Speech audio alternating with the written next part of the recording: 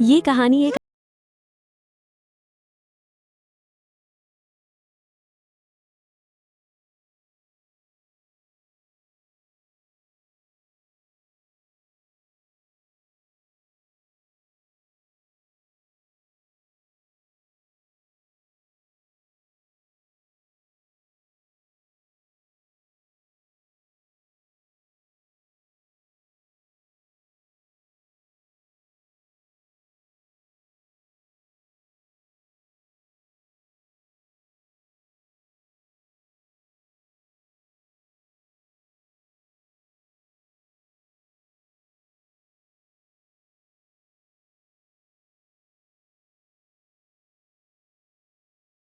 दृष्टि 2 जन्म का चयन the choice of form. Dharmaraj के दरबार में सोमेश को 3 दूरभाष दिखाए गए।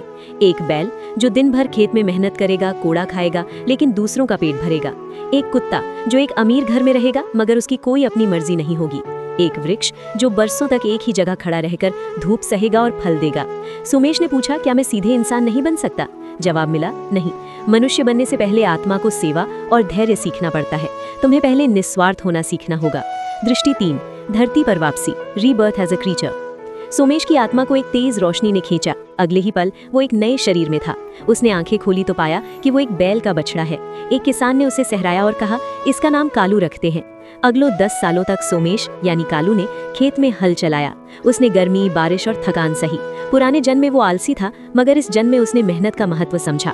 जब वो बूढ़ा होकर मरने वाला था, उसने किसी के प्रति गुस्सा नहीं बल्कि उस किसान के प्रति प्रेम महसूस किया जिसने उसे रोटी दी थी।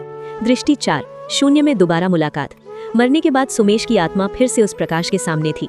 इस बार वो पहले से हल्की और शांत थी। आवाज आई, तुमने बिना बोले दूसरों की सेवा की। तुम्हारी आत्मा का बोझ कम हुआ है। अब तुम मनुष्य रूप के योग्य हो। लेकिन याद रखना, ये आखिरी मौका नहीं बल्कि एक नई परीक्षा है।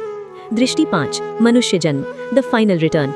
एक छोटे से गांव में एक बच्चे का जन्म होता है। बच्चे की आंखों में एक अजीब सी चमक है, जैसे वो सब कुछ जानता हो।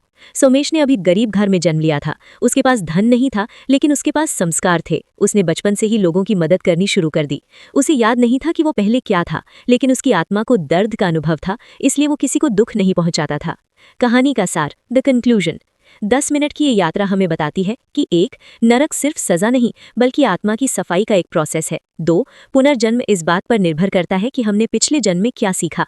3 अगर हमने सेवा नहीं की तो प्रकृति हमें ऐसे रूप में भेजती है जहां हमें मजबूरन सेवा करनी पड़ती है, जैसे पशु या पेड़। अंत में सोमेश ने समझ लिया था कि इंसान का शरीर मिलना एक मौका है मोक्ष की तरफ बढ़ने का, न कि दोबारा पाप करने का।